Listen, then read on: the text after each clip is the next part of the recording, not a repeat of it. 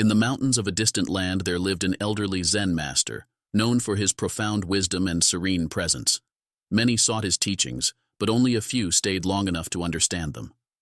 One day, a young apprentice, full of enthusiasm, arrived at the temple where the master lived.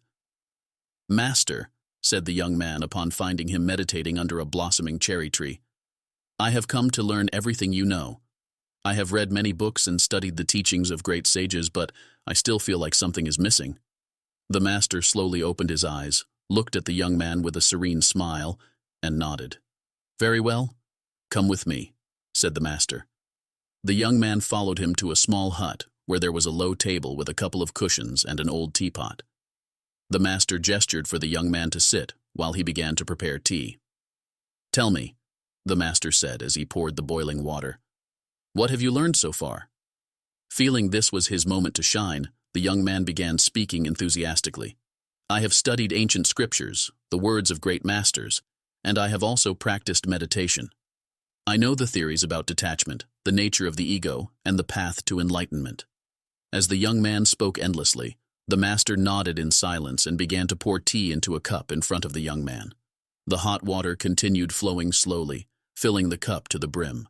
However, the master did not stop. He kept pouring the tea and the water began to overflow, soaking the table and spilling onto the floor. Surprised, the young man exclaimed, "Master, the cup is already full. The water is spilling over." The elder stopped pouring the tea, looked into his eyes and said calmly, "Exactly. Just like this cup, your mind is full of thoughts, knowledge, and opinions. If you truly want to learn something new, you must first empty your cup." The young man fell silent, finally understanding the message. No matter how many books he had read or how many words he had memorized, his mind was so full that it left no room for new teachings.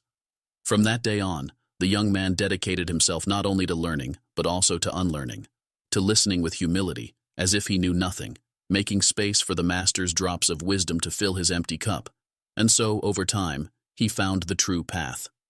Moral: to learn something truly valuable, we must free our minds of prejudices and beliefs, like an empty cup ready to be filled.